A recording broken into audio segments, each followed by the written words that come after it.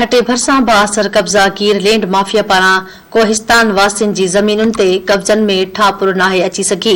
बासरनि नाबीन Pearson जी ज़मीन ते कब्ज़ो करे वरितो आहे। जमपीर वेझो ॻोठ मिस्री जाखरो जे रहवासी अखियुनि जे नूर खां महरूम पीरसन गुल मोहम्मद जाखरो पंहिंजे भाउ जलाल ऐं भाइटनि सां गॾु एहतिजाज कंदे चयो त बासर माण्हुनि राति जे वक़्तु संदन ॻोठ भरसां 20 एकड़ ज़रई ज़मीन ऐं पाणी जे तलाउ ते कब्ज़ो करे हथियार बंदन वेहारे छॾिया आहिनि, जेकी ॻोठ मां बेदख़ल करण जी कोशिश करे रहिया आहिनि। पीरसन चयो त बासर लैंड माफिया संदन वॾे एरासी ते कब्ज़ो करे वरितो आहे। हथियार बंदन पारां खेनि पीअण जो पाणी बि भरण नथो ॾिनो वञे, जॾहिं त कब्ज़े जूं डीसी ठट्टो ऐं जमपीर पुलिस खे लिखत में शिकायतूं कयूं आहिनि, पर अञा ताईं को बि खड़तेल नाहे निकिरी सघियो।